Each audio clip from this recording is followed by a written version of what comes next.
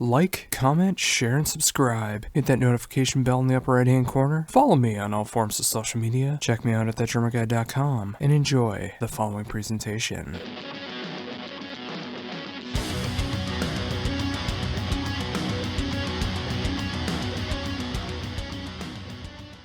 Hello. Hi, how's it going? Good. Oh, awesome. Well, thank you very much for taking time to do this interview. Sure, of course.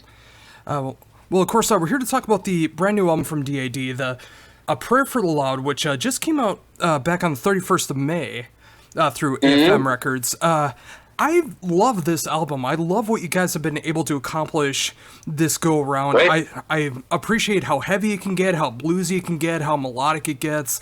It just covers everything that I love about the band, and it's great to see that in 2019. Great, thank you. I'm happy to hear it. So, with that in mind, how did the writing process begin with this album? It actually began quite a few years ago. I think we started maybe 4 or 5 years ago. We met up in the rehearsal, and the way we do it, the way that we have always done it, is that we meet up in the rehearsal space, and we each of us bring a few sketches of maybe a riff or a couple of chords, maybe a melody or something, and then we just toss it in the middle, and everybody can fuck around with it, and we'll see where it ends up. And that's the way we do it. It takes a long time, but it's also it's a guarantee to make sure that it ends up being a DAD song and not a lead singer song or a drummer song or a guitar player song or a bass player song. So it's very democratic, and it takes a long time. But in the meantime, we were also touring a lot, more than we have ever done before. So we just it just kept dragging out, and we needed to take a break in 2016 just to regain our strength. And then really it started taking shape from the fall of 2017, and then we worked all through 2018, and now it's out. Yeah, and it did take a while for the album to come out since the last one, but I'm glad to see that it did take so much time, so the songs really did come out right in the way that they should have come out. Yes, exactly. And it was also a point where it's already taken so long, so why not take a year more and then really make it a great album instead of let's just rush something out because it's been so long. People are hungry for music, and maybe it's not totally ready, but let's just do it. So we decided to just go ahead and push it, and then take our time in the studio and take our time writing the last song. So we had a full album of what we thought was good songs. Yeah, and I definitely think that's the way it should be. I mean, when you take the time to really make the album the best that it can be, I mean, rather than feeling like there has to be deadlines or, losing fan interest, because in this day and age, when you take the time to put out a great album, it will get out there, and it will be that much more appreciated. Yeah, that's our hope, definitely. It took us 7.5 years, so hopefully it will make a big impact. But it looks like it's really happening, and we've gotten so much very, very positive response from it. So we are very excited and happy, and it's also amazing to play new songs on the set list on the festivals this year. So it's a win-win, definitely. Yeah, and I was going to ask about that too. I mean, with it being a while between albums, I mean, I imagine it's got to be a great feeling to be able to add some new songs into the set list.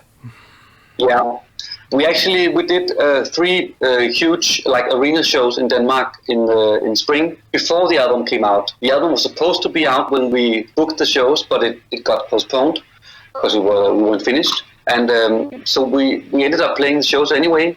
And we ended up playing a lot of the new songs on the show, even though people haven't heard them at all before. But it was great. The people, it sounded like they were singing along, even though they didn't know the songs. So from the get-go, it has just been really nice to play the new songs. And yeah, of course, it's the band also needs new songs to keep feeling fresh and not just old like an old band, definitely.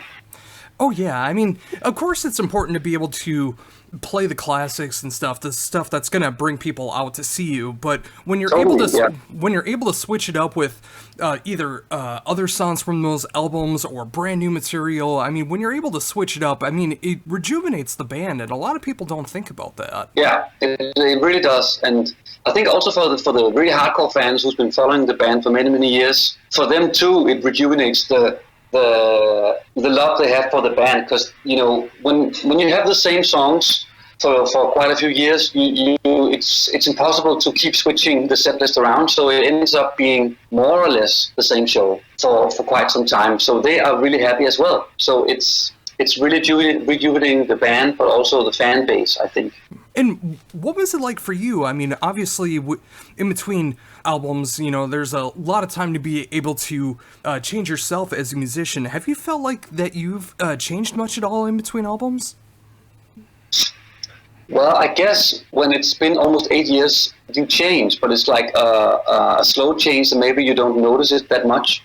But I think what we did as a band, we really played a lot live. So we have not been taking more than one break during these 8 years. And what we did to kind of switch it up a little bit was we played some what you call it, anniversary tours, where we had like No Fuel was 25 years old. We played that for a whole year live. And then we mixed it up with Risking It All, which also turned 25 during that period. So we did that, and then we had in 2014 we had Greatest Hits album out. So we did a long tour playing old obscure songs. So we've been switching it up a little bit, but I think the main change has been that we've just been growing as a live band, and I think we were finally able to take that live energy into the studio and make a really good live sounding studio album. Yeah, and that was one thing I noticed right away with the album. I mean, it feels like every song on the album feels like it could be played live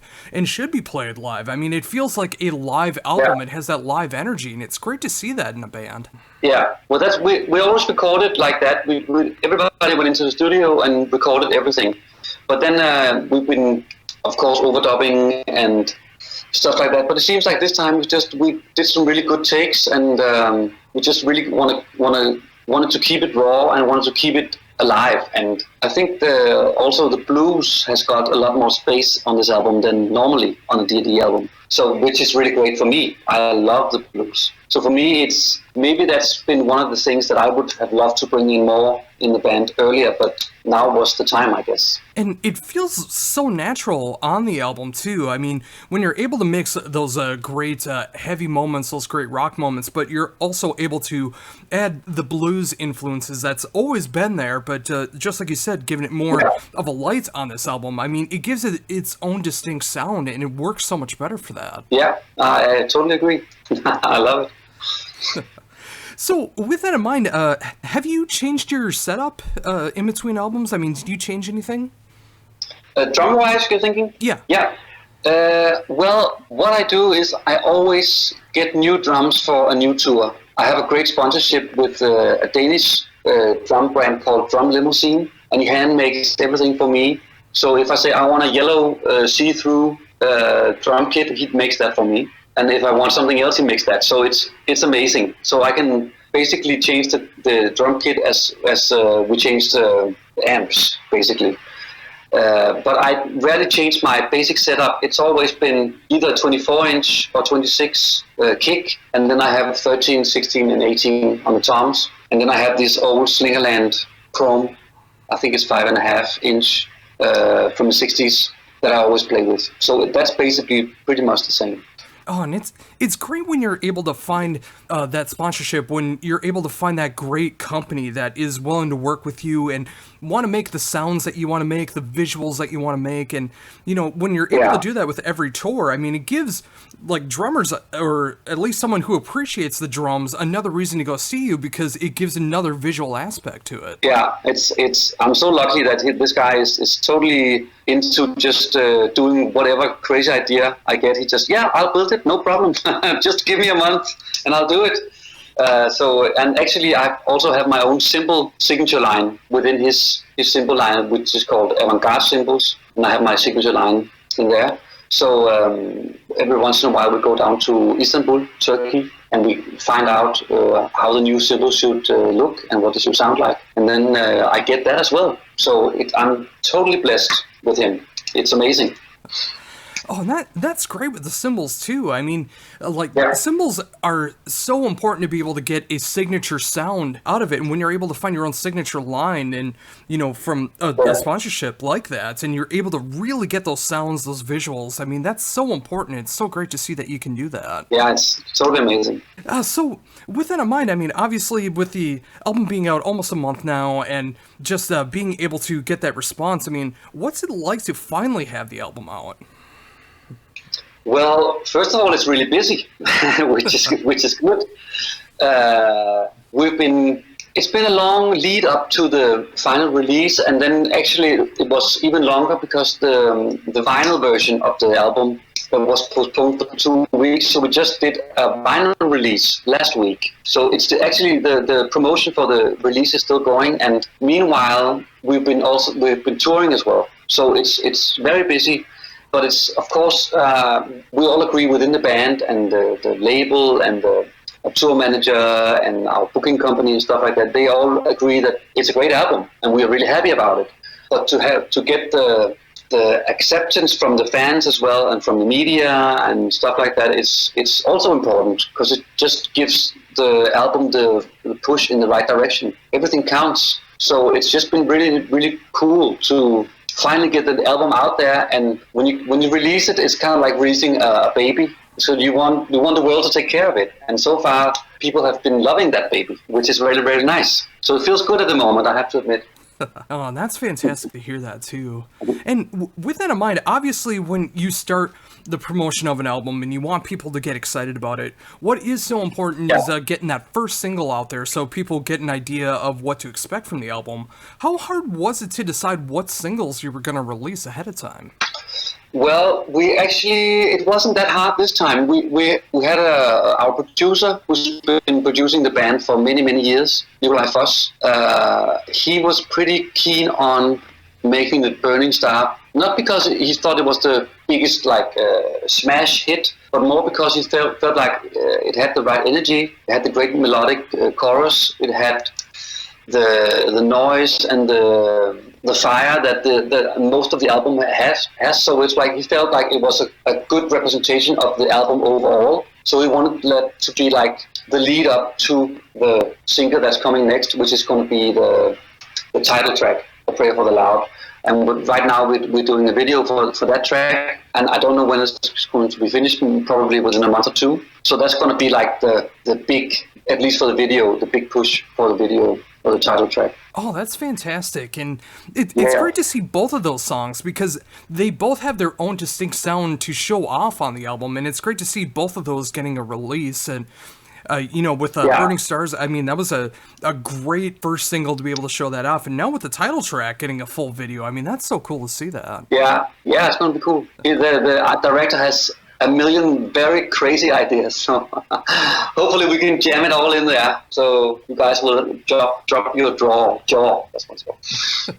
And with that in mind as well, too, I mean, album covers are still such an important aspect of an album, and I really dig what's going on with the album cover this go around. Yeah. Where did that idea come from? Well, it's like with DAD, you never really know where that idea came from. It just suddenly it was just there. But I think probably it was Stig, the bass player. He's very visual, and he comes up with a million ideas, and then most of them are totally out. You're just like, what are you talking about, dude? It's like, what? I don't know.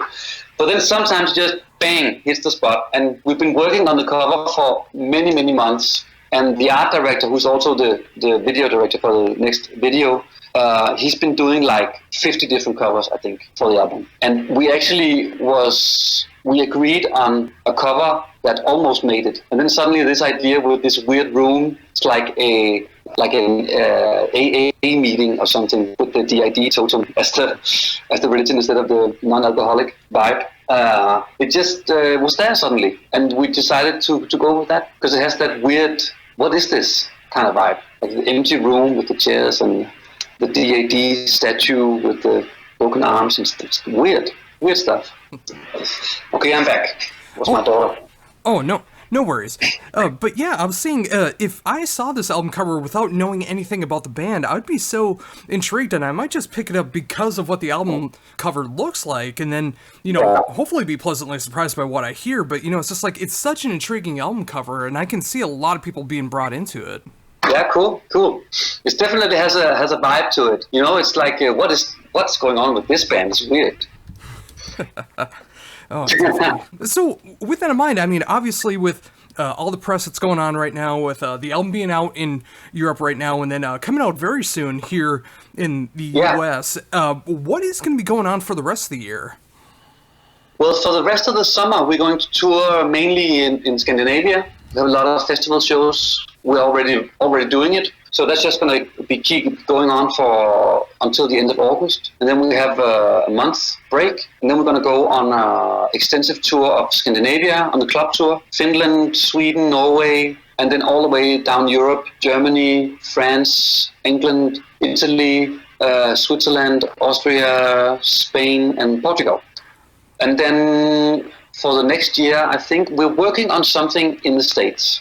Nothing is final yet, so I can't really disclose anything, but something might happen. Oh, that is just fantastic to hear. I mean, even if for some reason that doesn't come to fruition, I mean, the fact that you guys are going out and promoting the album so much throughout Europe, it's just it's great to see that it is getting that proper promotion. And if you are able to make it back here to the States and really be able to promote that here, I mean, that would just be such an incredible thing. Yeah, that would be really great. We would really love to do that. But it's when you come from Europe and touring in America, it's a bit tough. You need some people behind you before you can really go on a big tour in America. Yeah, that's very true. And, hopefully with all of the positive praise that's going on with this album, and of course the legacy of DAD, hopefully that all comes to fruition, because I would love to be able to hear these songs in a live setting, and I just imagine that they do give off this great feel. Yeah, I hope so, and I think so. And as a band, we are primarily a live band, and that's become more and more obvious. I've been in the band for 20 years, so of course I'm still the new guy. But but we are primarily a live band, and that's what we love to do. So for us, it's just so great to be able to tour for such a long, extensive period, and we want to keep it going for the entire 2020 as well, if it's possible. So we would definitely love to come to America and go to Asia and go to whatever area who wants us to go there and play for you guys. It would be amazing. Oh, absolutely. And with that in mind, I mean, obviously with a new album, it is such a great reason to be able to go out and tour the world when possible. I mean, what's it like for you to be able to explore these different areas every time that you're able to do a new tour? What's it like? Yeah. Yeah, it's a very privileged job. I think it's amazing to do what you really love to do, make money out of it, and then at the same time see the world. So of course we work as well. It's not like we're just hanging out, and then when we want to go, we go, and when we don't want to go, we don't go and stuff. It's a pretty tight schedule, and we're working every day. So it's also very exhausting, but it's at the same time I feel totally blessed that is what I do. It's I'm very grateful, and I've seen the whole world traveling with DAD, so I can't complain. I really can't.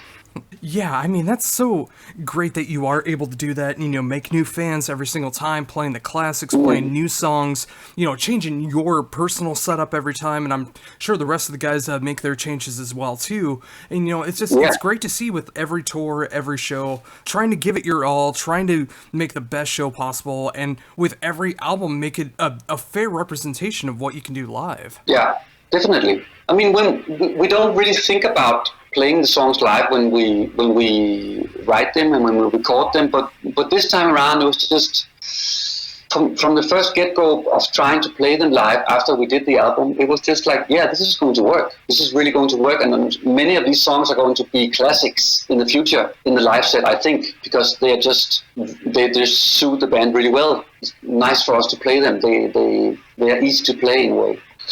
Oh, absolutely. And I think that's going to be a great thing to happen now with this album. You know, of course, being out now in Europe, coming out soon in the US, you know, just like getting that representation out there of what you can do. Yeah. And, you know, again, like every time that I listen to it, I mean, it sounds like it's an album that should be played live. And the fact that you guys are feeling it too, the people that have heard the song so far in the live setting are getting to notice that as well too. You know, it's great to see that after all these years that DAD is just continuing to keep getting stronger and stronger with every album. Yeah, it's a great feeling, and you know, right now it just seems like we have to keep on going. You know, it's fun to be in DAD, and it's fun to tour around the world, and it's fun to make albums. So why not keep doing it? You know, if you guys still like it, we're gonna do it for sure.